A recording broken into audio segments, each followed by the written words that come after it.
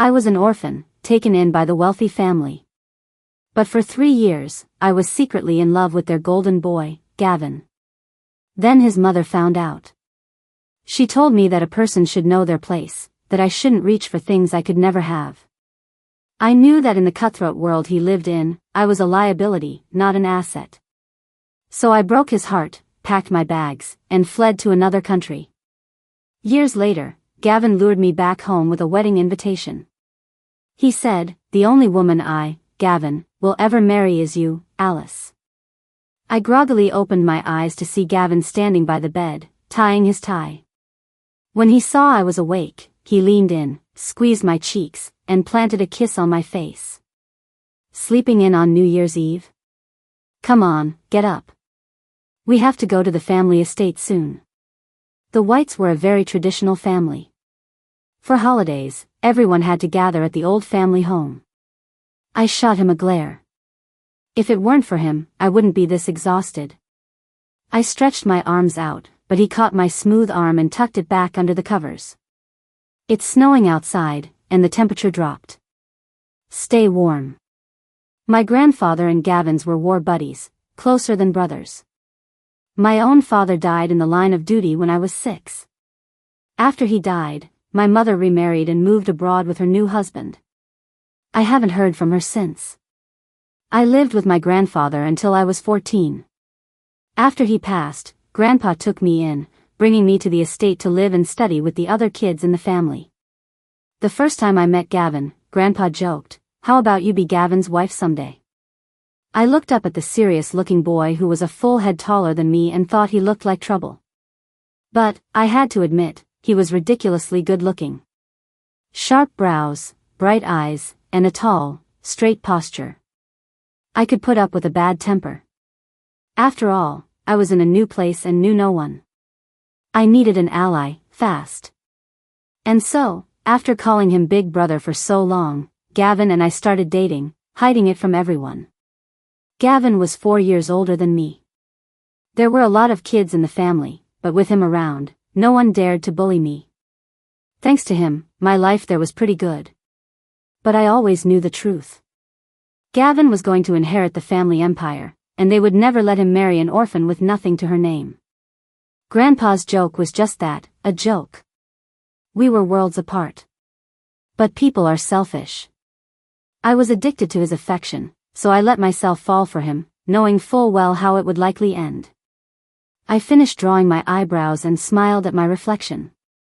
In the mirror, Gavin was leaning against the doorframe, a smirk on his lips. "Alice, are you part snail or something?" I turned and gave him a playful glare. "Yeah. What are you gonna do about it?" He chuckled and walked toward me, grabbing my coat from the bed. All right. You're the boss. I can't win. Put your coat on, it's time to go." I let him help me into the heavy coat.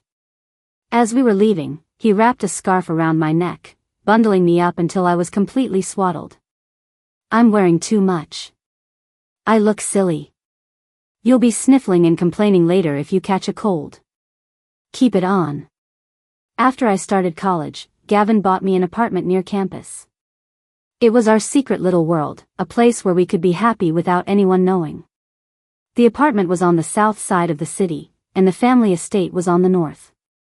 Sitting in the passenger seat, I stubbornly rolled down the window. The wind was so cold it stung my face, but the streets were bustling with holiday cheer, full of happy families. It was everything I'd ever wanted. The estate was a beautiful, traditional compound with multiple courtyards.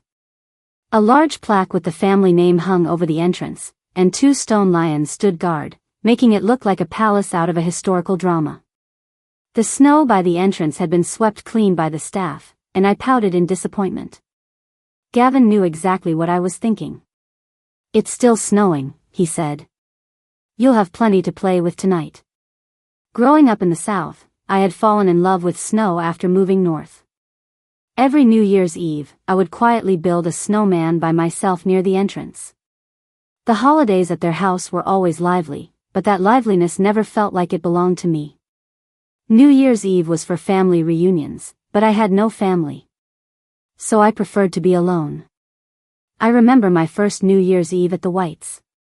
I was in the courtyard building a snowman, my face red from the cold, but I was having the time of my life. Gavin had sat on the steps behind me, quietly watching. He even made fun of me. "Alice, that snowman is kind of ugly." We didn't know each other well back then, so I was still a little timid around him. "It's my first time building one." Gavin lit a cigarette and just watched me without saying anything else. Back then, I saw him as a bit of a grouch, but still a straight A model student. That was the first time I'd ever seen him smoke. As I got to know him, I slowly understood.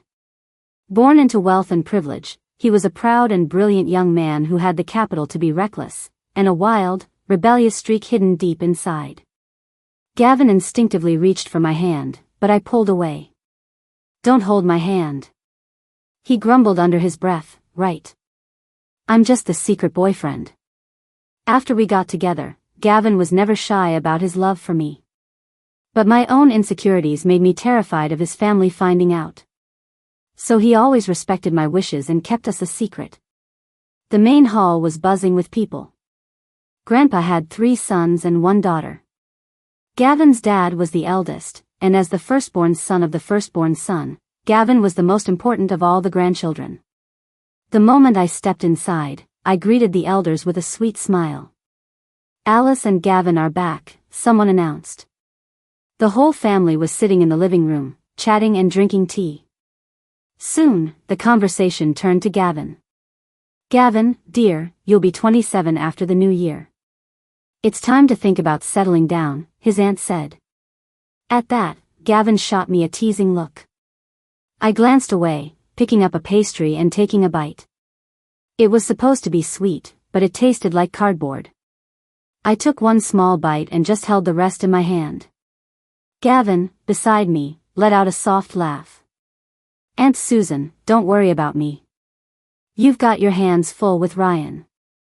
Ryan, Gavin's cousin, was a year younger and a notorious playboy. He had a new girl on his arm every other week. Ugh, don't even mention that little brat. I get a headache just thinking about him. He's always in some tabloid gossip.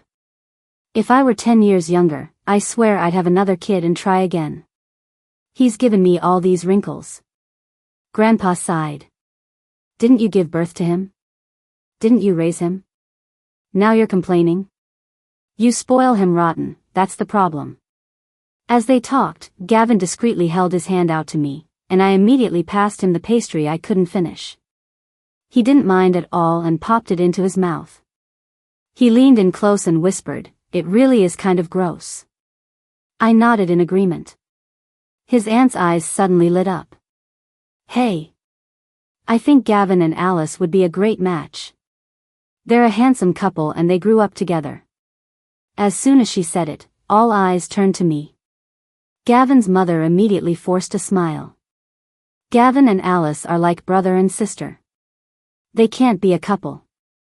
Mrs. White was never particularly warm to me, but she always made sure I had everything I needed. In her eyes, Gavin was a prince, destined for greatness. That meant we could only ever be like siblings. Gavin's aunt pouted. "Oh, come on, sis. Alice may not come from a wealthy family, but I've adored her since she was a little girl." I know. You have high standards." I just smiled at everyone and said nothing. "Hey, Alice. What do you think of my Ryan? He's tall, handsome, takes after me. You two used to play together all the time, remember?" The more she talked, the more I felt a dark cloud forming over Gavin's head. Ryan was a menace. He'd always been a bully, teasing everyone and everything, even the neighborhood dogs. He was never without a girlfriend. He was definitely not a good guy. Gavin's aunt was a talker. Whenever she was around, there was never a dull moment. After lunch, Aunt Susan went home, leaving the rest of us to our own devices. Some played cards, others drank tea. I went to my old room in the estate to take a nap. Gavin insisted on joining me, but after a lot of begging and pleading, he finally gave up. As he left for his own room, he huffed, his face grim. "Fine. I've been your secret boyfriend for years, treated like some mistress you have to hide from the world. Oh, come on, Gavin. I cooed. Be good, okay? Go to your room, and I'll call and talk you to sleep, how about that? Fine. Whatever you want. It took a bit of sweet talking, but I finally got the pout off his face. When I woke up, I realized Gavin had never hung up the phone. I called out sweetly, Gavin? A soft chuckle came from the other end. Alice, you're cooing at me like I'm a puppy. I couldn't sleep, but you passed out right away. I stretched. You have no conscience. Who was it that kept me up so late last night? All right, my fault. Get dressed, put on something warm. Want to go build that snowman later? Yes. The winters in the north were cold, but when I opened my door and saw Gavin waiting for me with a smile, I felt a warmth spread through me that could melt any frost. I peeked left and right to make sure the coast was clear, then grinned and threw my arms around his waist. I buried my head in his chest, nuzzling him happily. Gavin laughed and stroked my hair. We didn't play outside for long before the whole family gathered for dinner. I looked at my half-finished snowman, dusted the snow off my hands, and went inside. At the table, Gavin naturally kept putting food on my plate. After I shot him a few warning looks, he finally stopped. The table was full of loud conversation, so luckily no one was paying attention to us. After dinner, with my pockets stuffed with thick envelopes of cash from the elders, I happily ran back outside. Gavin followed me out a moment later. Just like when we were kids, he sat quietly behind me, watching me play in the snow. I built 2 snowmen, standing side by side, with little stone smiles on their faces.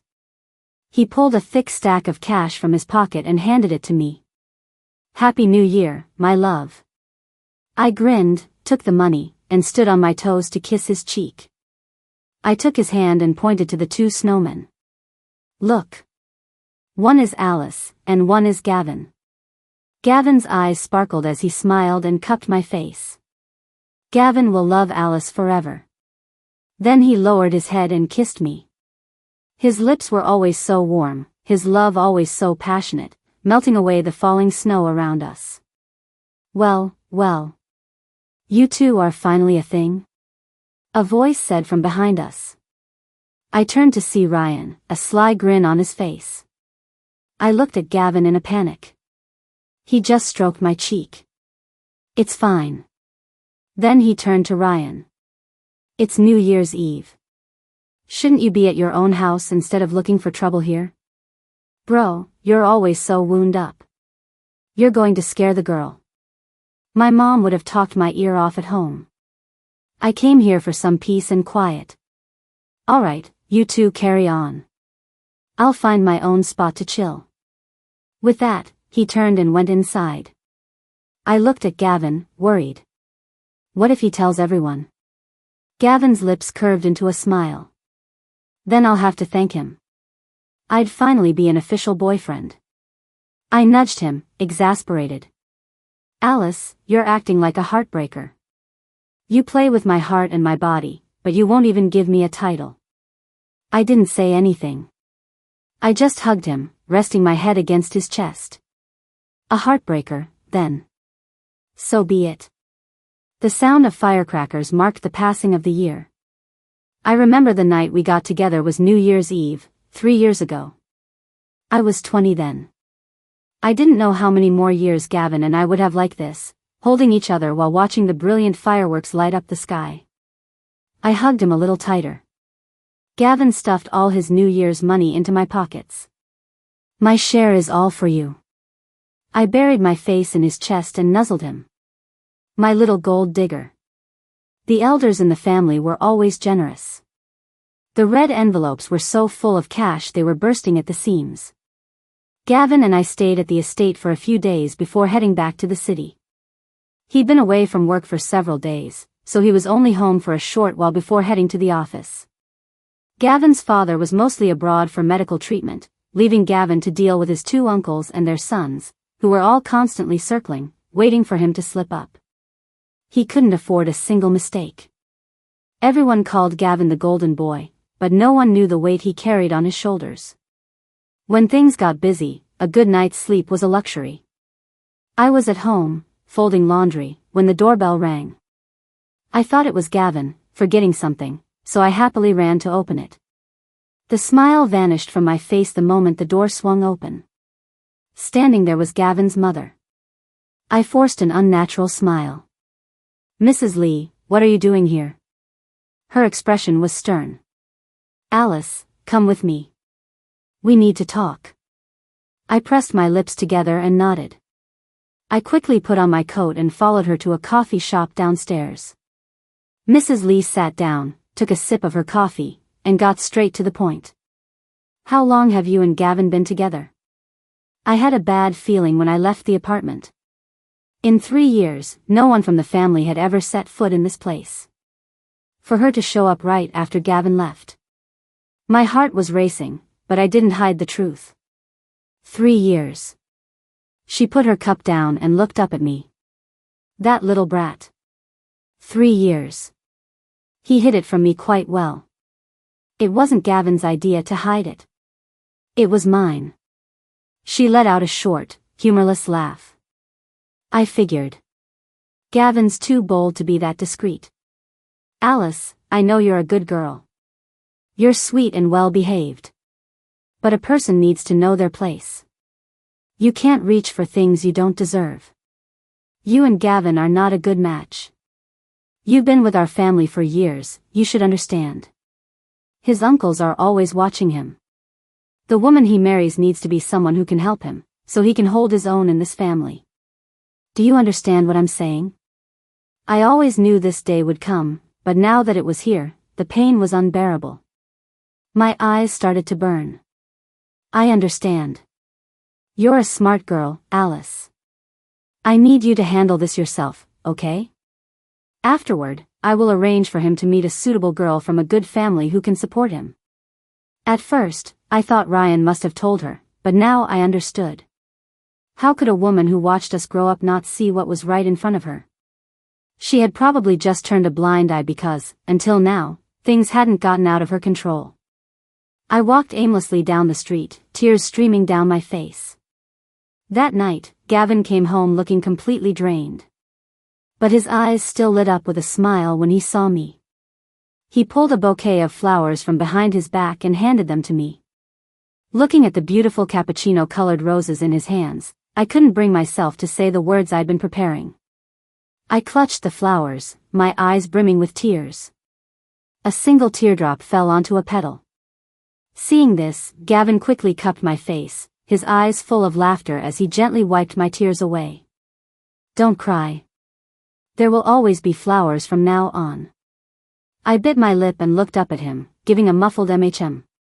I stood on my toes, holding the flowers with one arm and wrapping the other around his neck, and kissed him. Gavin's arms tightened around my waist, deepening the kiss as my own tears escaped from the corners of my eyes. Outside, the snow had turned to rain as the temperature shifted. It pattered against the blooming roses on the balcony, making the delicate stems tremble. I glanced at the half-open balcony door. Gavin's deep, husky voice whispered in my ear, his hot breath on my neck. "Alice, pay attention to me."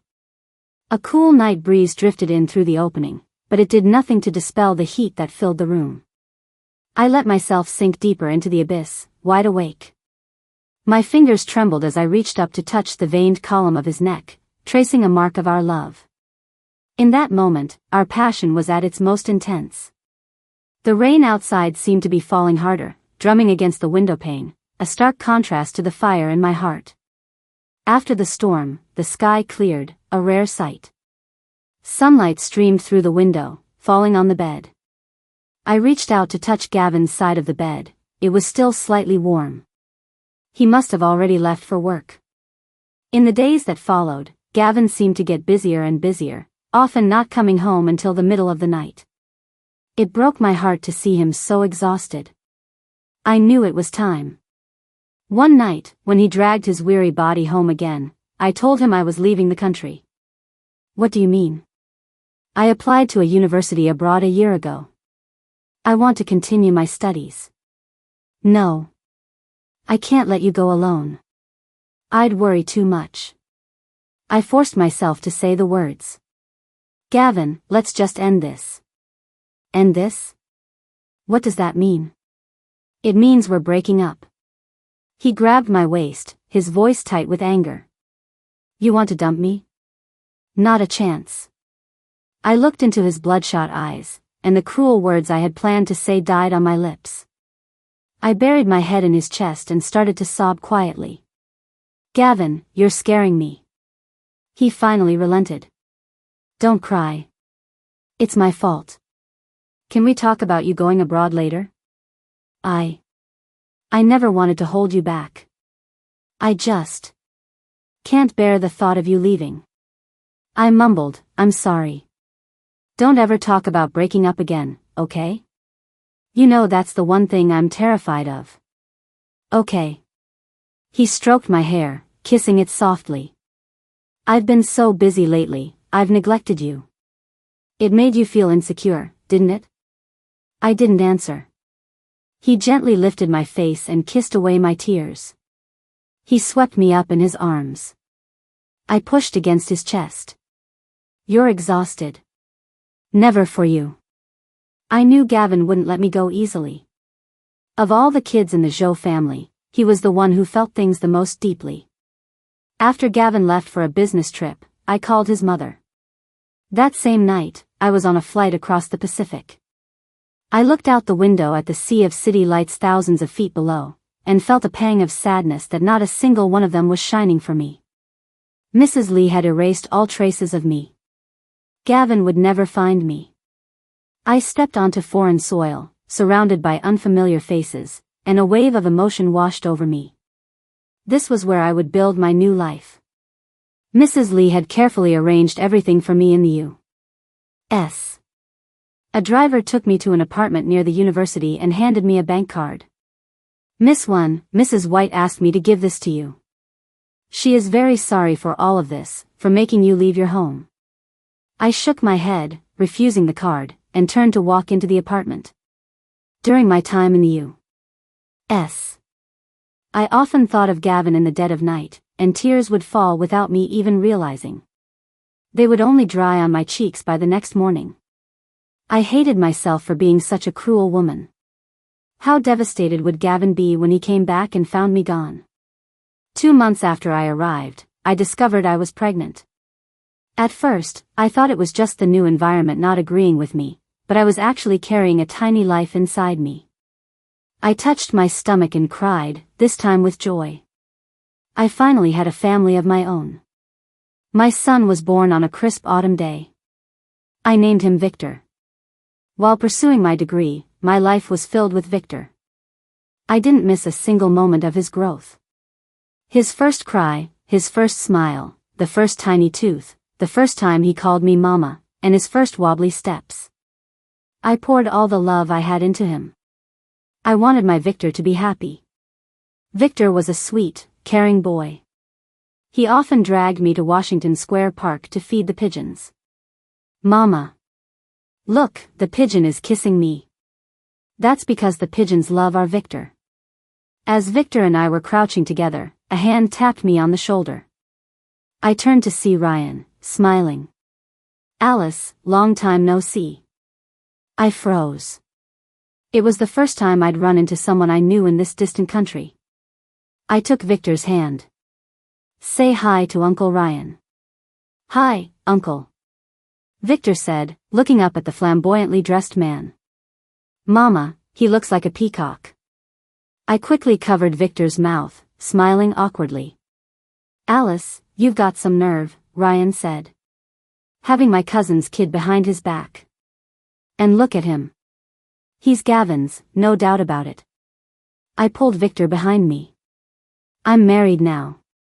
He's not Gavin's son. He just smirked. You trying to fool me?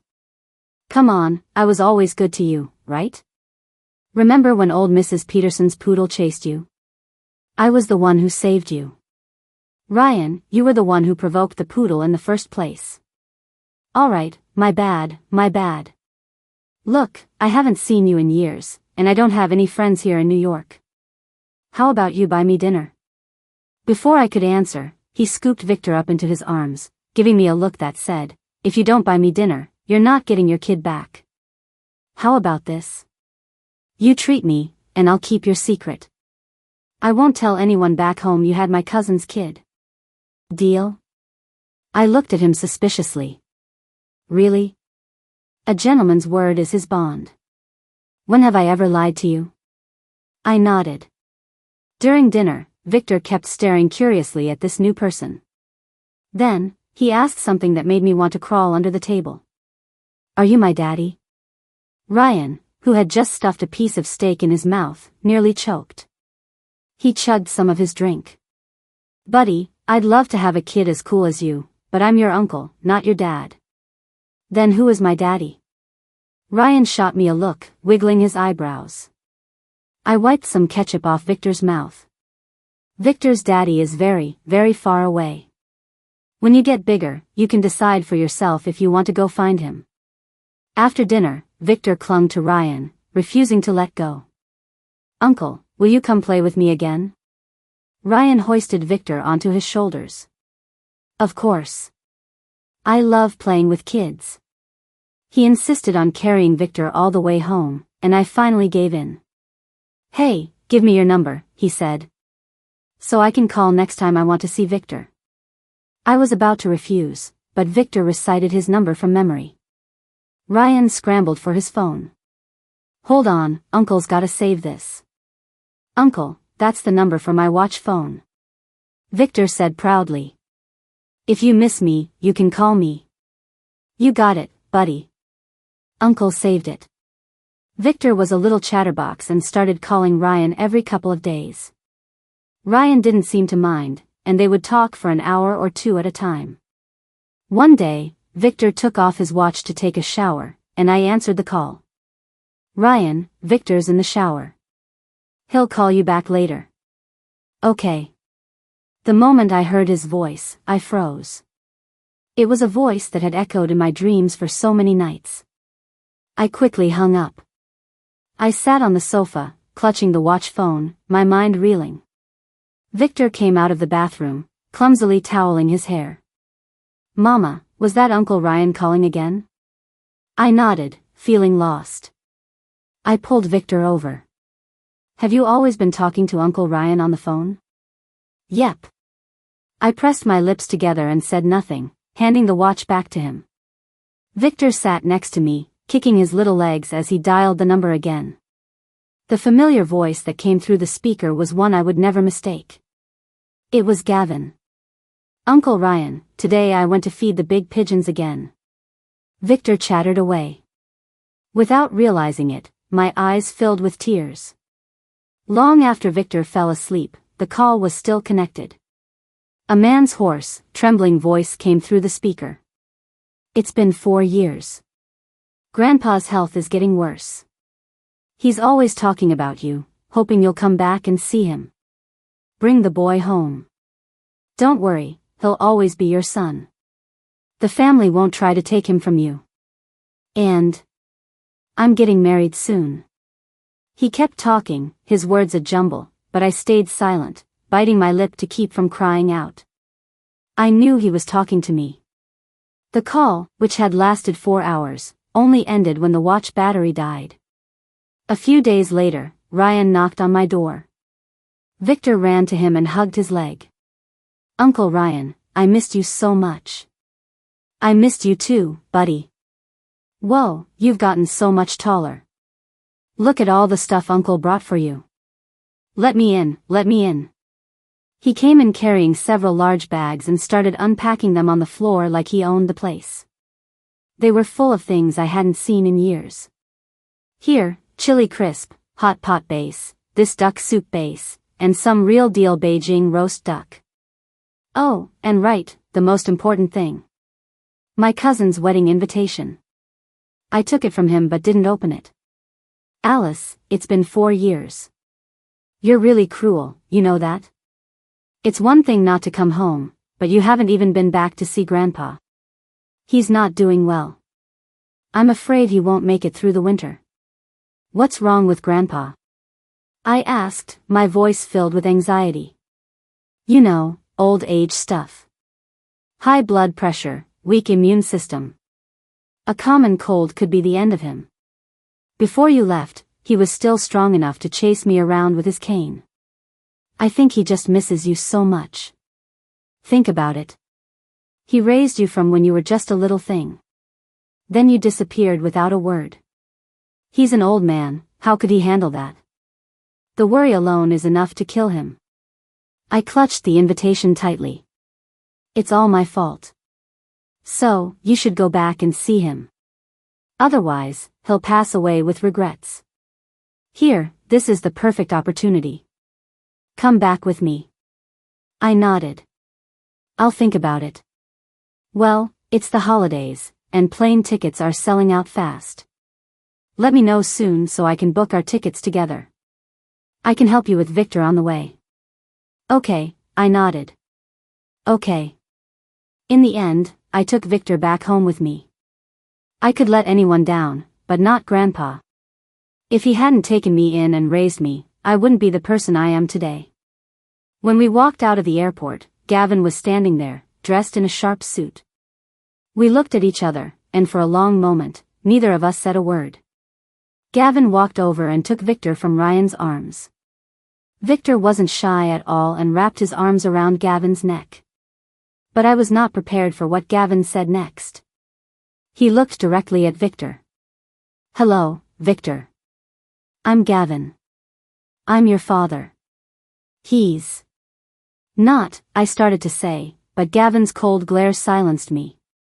Victor's eyes widened, and he let go of Gavin's neck, his head drooping sadly. Ryan quickly jumped in to smooth things over.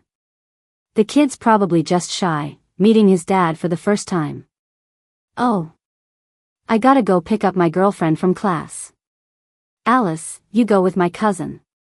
And with that, he dropped our luggage and bolted. Gavin picked up the bags. Let's go. You can just drop me off at any hotel. Thanks for the trouble. Gavin stopped and frowned. A hotel? Alice, don't you have a family? I was about to argue that I never really had one, but one look at Gavin's thunderous expression and I shut my mouth. He drove us to the old family estate. As we got out of the car, he added, "Don't worry. My mother knows you're back." So he knew. He knew why I had left. When we arrived at the estate, Grandpa was waiting for us at the gate, leaning on his cane. I hadn't seen him in 4 years. His hair had gotten so much whiter, and he looked much friendlier than I remembered. I got out of the car and looked into his cloudy, tear-filled eyes, and my heart ached. Grandpa, Alice's home. Grandpa wiped his eyes with a wrinkled hand. Yes, yes. It's good you're back. It's good. Quick, come inside. It's cold out here. I nodded. I turned and saw Gavin holding Victor, and I reached out to take him, but Gavin stopped me. I've got him. Uncle Gavin, Victor can walk by himself, my son said. Hearing Victor call him uncle, Gavin's face darkened. He walked right past me and carried Victor into the house. I supported Grandpa as we followed, but Gavin was so far ahead he quickly left us behind. Ryan told me you haven't been well. I've been so worried about you. Grandpa patted my hand. Don't worry, it's nothing serious. The one who's had it hard all these years is Gavin. After you left, he worked himself to the bone. His uncles couldn't keep up with him. He single-handedly shouldered the entire company. Sigh. I never agreed with your aunt sending you away, but she had her reasons. I hope you don't blame her. But what matters is that you're back. You're back.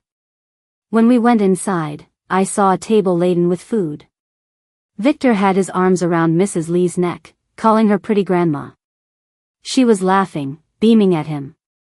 I had been so nervous in the car, wondering how Victor and I would fit into this family now. It was such an awkward situation. But seeing them now, I knew that, at the very least, they loved Victor. After dinner, Grandpa and I sat in the pavilion, and I told him all about my years in the U.S. and the funny stories from when Victor was born. Grandpa listened, chuckling. It must have been hard, raising a child all by yourself in a foreign country. I smiled and shook my head. It wasn't hard at all. Victor has always been a very good boy. Grandpa looked over at Victor, who was by the fish pond, watching the koi. That child is the spitting image of Gavin. After the new year, I want to officially add him to the family registry. What do you think? I pressed my lips together and refused. Gavin is getting married.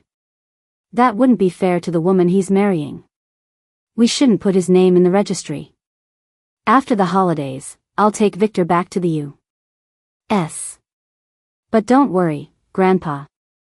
I'll bring him back to visit you often. Hearing this, Grandpa looked at me, confused. Gavin's getting married? Who is he marrying? Why don't I know about this? My eyes widened in disbelief. Grandpa stroked his beard and laughed. That rascal, he tricked you again. But I have to admit, it was a smart move. It finally clicked. Gavin used a fake wedding to trick me into coming home. Furious, I grabbed his wedding invitation and stormed over to his room, knocking loudly. He opened the door immediately, and I started yelling, "Gavin! You son of a..." Before I could finish, he pulled me into the room, slamming the door shut and trapping me between the wall and his arms. He grabbed my waist, his voice a low growl. "You were going to call me a bastard? Alice, you've got some nerve, turning this on me. You think I'm a bastard? Is there anyone more heartless than you?" I was seething. "I'm taking Victor back to the U.S. tomorrow." The moment I said it, he grabbed the back of my neck and crushed his lips to mine. His other arm held my waist tight, keeping me from moving. It was a rough, bruising kiss, without a trace of tenderness, as if he wanted to devour me whole. I bit his lip, hard, but he didn't even seem to feel it as he continued to kiss me. He only let go when I was about to run out of air. I gasped for breath. He pulled me into his arms, burying his face in my neck, his body trembling. When I felt something wet on my neck, I realized he was crying. In that moment, all the grief and pain I'd held back for so long came pouring out. I wrapped my arms around his waist and sobbed. This was the man who had been part of my life for as long as I could remember. Time could make you forget many things, but I could never forget him. "Alice, stay," he whispered. "I'll do anything you want. Just stay, please." I nodded, still sobbing in his arms. After being away for so long, I finally realized how much I missed my home. Over the next 2 weeks, Victor was still distant with Gavin. I quietly asked him why. He hugged a small puppy and mumbled, "I was afraid you'd be sad if you thought I liked Daddy more." I smiled and pulled him into my lap. "Mama won't be sad. Mama is very happy that there's one more person to love Victor." Victor's eyes lit up. He hugged my neck and kissed my cheek. "Don't worry, Mama. Even if I have a daddy, I'll always love you the most." Then he ran off with the puppy to feed Grandpa's koi. The puppy was a gift from the old lady next door. As I was about to go inside, I saw Grandpa running out in a panic. "Oh, you little rascal. Stop torturing my fish. You've already overfed 3 of them to death."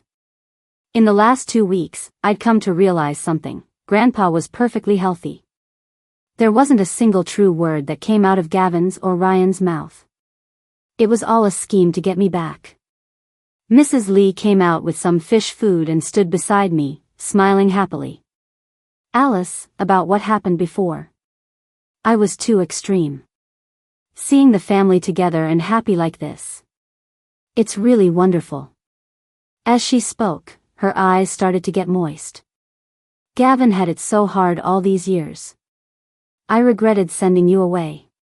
I should have trusted in his abilities. He would have been fine even without a powerful marriage to support him." Seeing her guilt, I patted her back. "Mrs. Lee, if it were me, I would want things to be easier for Victor, too. Any mother would do what's best for her child. She looked at me and took both my hands. But Alice, I forgot. I forgot that you were one of my kids, too. I watched you grow up. At her words, my own tears started to fall. I remembered when I got my first period. It was Mrs. Lee who taught me how to use pads. She told me, a girl has to take care of herself. No more playing in the snow on cold days like this. And I remembered all those parent-teacher conferences. She was the one who went to most of them for me. To others, she would always praise me for being a well-behaved, sensible girl. In a way, I had started to see her as a mother figure. That's why it was so hard for me to ever truly blame her. After we had our talk, she hurried over to hand the fish food to Victor.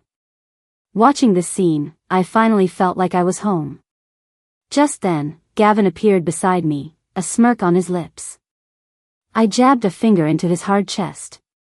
Gavin, you and Ryan are both huge liars. He caught my hand and pulled me into his arms. Emicham. And what are you going to do about it? Grandpa wants to add Victor to the family registry next month. So, when is his mother going to make an honest man out of his dad? I pushed him away and raised an eyebrow. Depends on how you behave. Fine, he said. Because the only woman I, Gavin, will ever marry is you, Alice. Not long after, Gavin and I got married. The following spring, he gave me the most magnificent wedding I could have ever imagined. He said, Gavin will love Alice forever, until death do us part. And from then on, our love was out in the open for everyone to see.